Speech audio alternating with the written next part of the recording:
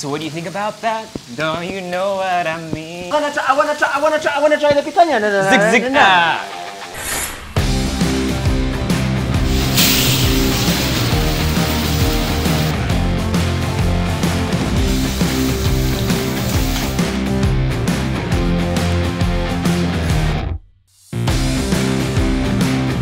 I don't know why we're doing this today. I'm here with my brother-in-law, Nico Bolzico. I'm best friend ever in his life. A lot of people have been seeing Bolzico beef a Yes. lot, quite a bit, and we actually never posted about it on YouTube. Everyone was asking us around, like, when are you guys gonna do videos of Bolzico beef? So yes, today is the day we all were waiting for. Okay, to explain Bolzico beef really quickly, Nico comes from a huge cattling family in Argentina. Medium farm, not huge. Yes, and all the cattle farms in Argentina, most of them are grass-fed. Correct. So these are pasture-raised cows, grass-fed, organic, really good for you. If you haven't tasted yet the difference between a grass-fed and a grain-fed cow, we highly suggest that you do the grass-fed because it's the most natural way of raising cattle, feeding cattle, and at the same time, the cows are out for how many months? So for 3 years, from the moment the cow is born till we bring it to the slaughterhouse, is 3 years, while if you do it grain-fed, it's only 1 year. And for us, one cow, we need 1 hectare. About 2 years ago, we started bringing it in the Philippines, and the the feedback that we've been getting has been amazing. If you guys want to buy Bolzico beef, all the information will be in the description box below, so please read that. We'll put the links. In the Philippines, we actually deliver door-to-door, COD, online transactions, absolutely everything. And soon? And soon, we will be opening our own butcher shop. We have a lot of cuts, and we're going to walk you through some very basic ones today. I love El Gato Negro.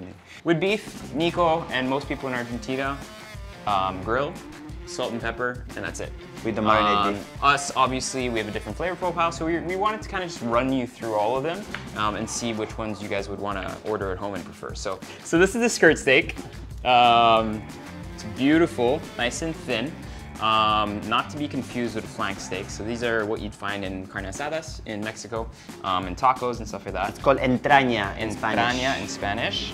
My personal flavor, my personal favorite. So skirt steak is absolutely beautiful just on a pan or on a grill. Yes. But what we're going to do here, we're going to show you a very small piece here, and we're actually going to marinate it very quickly.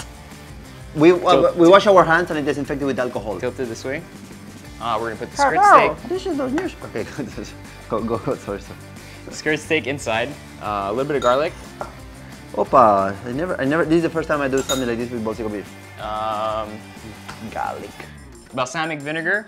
Opa. A little bit of honey. And a tad bit of soy sauce. If you cook it on a pan, just with olive oil, a little bit of olive oil, salt and pepper, it's also amazing. But skirt steak is something a lot of people do marinate. Yes. Which is why we're showing this option. I know, it's an option, I'm just saying. So remove some of the oxygen as much as you can, and then we're going to keep that in the fridge for about 30 minutes. Next thing we're going to talk about is tenderloin, also called the lomo. A basic tenderloin can be sectioned in 3 parts. So you've got the middle part here, which a lot of people love for the filet mignon and everything. You've got the tail part here, which is quite thin, which we're going to use in a different preparation. And then we've got the butt part here, which is great for things like carpaccios and stuff. So we're going to focus on making a steak. Yes. And then we're going to focus on making beef salpicao. Yes. So this part here is going to be for the beef salpicao, right? Beautiful. I'm keeping some fat on and everything. Very simple. What I'm going to do is I'm going to cut it. Tenderloin goes in. Garlic. It would be so boring. Soy sauce. Oh, the same. This goes in the fridge for 30 minutes. So now we're going to get the middle part, which we're going to make a steak out of, right? I'm going to cut that off, right? So that's great for like carpaccios and stuff. So we're going to go for quite large chunks, Nico. For me, the larger the chunk, the better, because you keep more juice inside the cut. We're going to get some pans, nice and hot. A little bit of oil, Nico. Do we want to salt it now or do we want to salt it later? Either. Okay, for me, personally, for tenderloin, I like to salt it first. We're not going to get it too hot, and we're going to place our beef inside. And because these are slightly larger pieces, what we're going to do is we're going to finish it off on a toaster oven. One thing we have to tell people before cooking any cuts of beef, what's important. So if it is frozen, let it defrost the day before, and before you cook it, have to be room temperature. Yes. Flip it. Oh my baby. Now we put some salt, and if you want, you can put the pepper, right? You could put the pepper at this point if you want. Yeah. Okay, so we have nice browning on both sides. This goes into the toaster oven for about 5 to 10 minutes. Let's say 10 minutes. My pan's still really hot. So this is a beautiful cut of ribeye. Yeah. Okay, ribeye's going. Now we talk about, Nico, you better know what this is called. That's the strip loin or the picanha? It's the rib cap. It's a rib cut. Rib cap, one of my favorite cuts. If you look at a ribeye, this is the part that sits on top of it. And it's absolutely gorgeous. So what I like to do is, it's almost like bacon when you think about it, right? Very simple, salt. So the price of the cuts is based on demand. So there's more popular cuts like ribeye, strip loin, tenderloin, that is like, you know, what people knows. But there's other cuts like rib cap or the skirt or the picanha, that is a cup of rump, or what is the flank. So those are cuts that are cheaper because they're not as popular. Doesn't mean they're not better or worse. It's just they're not as popular, so the demand is lower. I'm putting salt on my ribeye. Yes. All right, so next, strip loin. Show it to me, Nico. Strip loin right here. You get this straight from rarefoodsshop.com. So how thick is this? It's like 2.5 inches. And then we can have 1.5 inch. so strip loins are great. They're cheaper than ribeyes. They're nice and tender and carry a lot of flavor. This one we're actually gonna cook one side only, and then we're gonna flip it one more time. And this one we're gonna cook, sorry Nico, with a little bit of butter. Okay, that's the French way. Opa, and I heard like cling. Yeah, which means the tenderloin's done. Take it Tenderloin is done, baby. off. So we'll let all that rest. Let that rest. So we put a pillow here, a blanket, so they can properly rest. 5 minutes. Strip loin, you'll see it start curling up a little bit. We'll go ahead and flip it. Opa! Give me some fire, chef. Give me some fire, chef. Salt, butter, some rosemary, some thyme, up to you. Garlic. That Maria Rosa right there made a difference. Whoa! Unnecessary. Nobody needs to do that. It's just to feel cool. I'm happy with that, Ricky. I'm happy with it. Okay, up to you. Okay. Ribeye comes off. Strip loin is off. All right, skirt and what was the other cut? Tenderloin, they're gonna do some Tenderloin. salpicao. Which one's which? Skirt, And? salpicao. Tenderloin. Tenderloin. Good With job. they're gonna make Good man. salpicao with. Hola, did you come along here? So the skirt is very thin, eh? So be careful not to overcook it. It's really fast, like pack, pack, pack, pack, pack. Skirt's ready. We're gonna go ahead and flip it. Look at that. You want that. You want that like crispy burnt part. Very. Very important. So cooking it on one side, salpicao, Salpicao. right? The flour. So different people have different ways of doing this. I like doing this a little bit. It helps thicken out the sauce a tiny bit. No, everyone, don't put too much flour in your salpicao. Yes, a lot of. Tenderloin goes into the pan. So we're gonna cook a couple of pieces only. I think this is done, bro. I think it's done. Skirt's done. Take it off. Whoa! Saved by the clock. Okay, what do we add to salpicao, Nico? To the salpicao? Yep. What's really important with salpicao is when you use good quality soy sauce, the last thing you want to do is overdo it, right? And you don't want to burn the soy sauce. No. And then we're going to use this sauce, which I'm going to let Nico pronounce. So the Worcestershire sauce. So you see how the sauce is now clinging to the beef? Boom! Look at that salpicao. Right. Salpicao a la chingolo. So next what I'm going to do, garlic. Welcome to the One Balls cooking show. So I'm going to cut this off and we're going to do little thin strips. Look at that baby. Do you see the honey? The balsamic vinegar complements it a lot. Oh my god. Bit of salt there. Next, salpicao. I want some toasted bits of garlic. I want some tender bits of garlic. Ay, ay, ay, ay. Be honest. But this is my favorite cut, so I knew I was gonna love this no matter what. Last but not least, Nico. What do you want, sir? I want the picanha. Picanha, baby. This is the cup of the rump. So the rump is what part of the cow, Nico? The one that goes here. It's right here.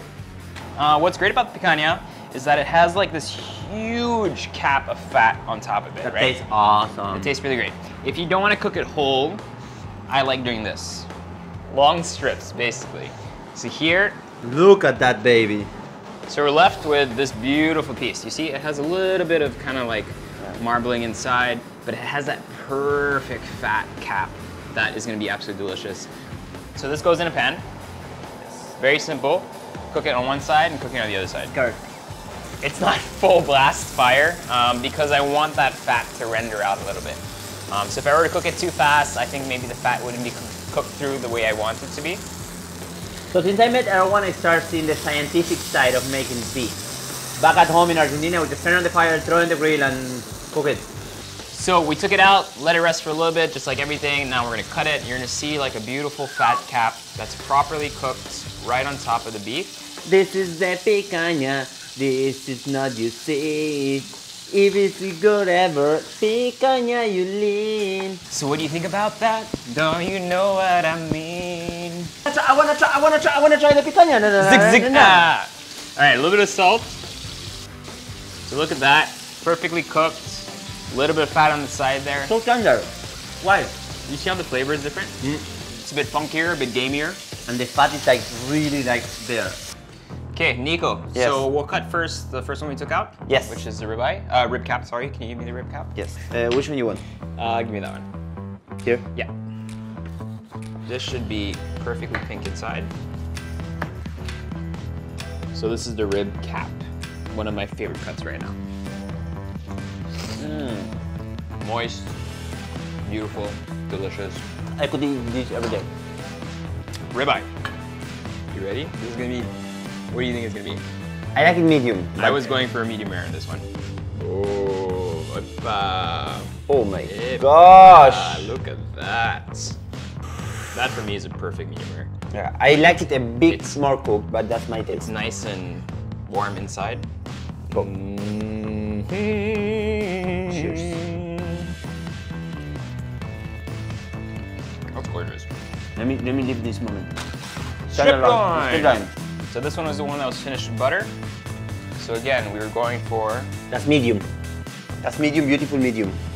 That's how I like it. That's how I like it. Look at that. What I love about grass-fed beef is the fat. The fat you can The actually fat eat. is actually really tasty and you can actually eat it and it's not like overwhelming. It doesn't stick to your palate, you know, like when it's too fatty, that stick to your palate, it's overwhelmed. No. Tenderloin. Whoa. Just right off the oven. Cut it, baby. Opa, mi amor. You see, it's really lean cut. It's really lean and really tender.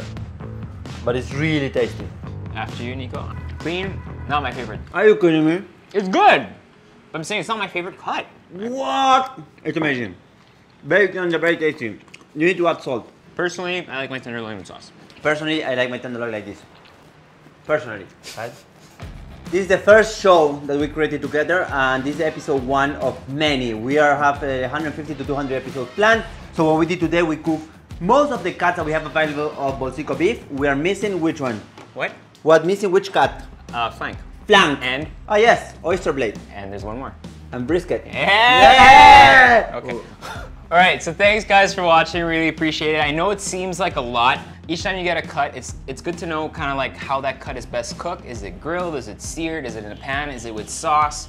How else can you use it? But at the end of the day, you're the ones eating it with your family and friends, so it's really up to you guys how you prefer it. These were just some options of how we like to cook our meat and how we enjoy eating it. So just have fun trying and cooking and trying it at home. Correct. And every restaurant that carries Bolzico beef, they cook it amazingly. So Correct. go and visit those restaurants that are. On the description box below, we'll add all the restaurants. If you want to order this for the house, cash on delivery or bank deposits or credit card purchases, however you want. Go to rarefoodshop.com and they can actually deliver it to your house. Rarefood.com. You also follow all our socials. I put all that, so that's at Bolzico Beef, which is the main one. We also have Cebu, so at Bolzico Beef Cebu. Follow at Nico Bolzico too. And follow at Nico Bolzico. And stay tuned because we will be opening our deli butchery very soon where everyone can come and meet Nico, and Nico will be cooking all the steaks naked. No, that's not true. Not true, not naked. And I cook sometimes, and he will be actually cooking behind the scenes.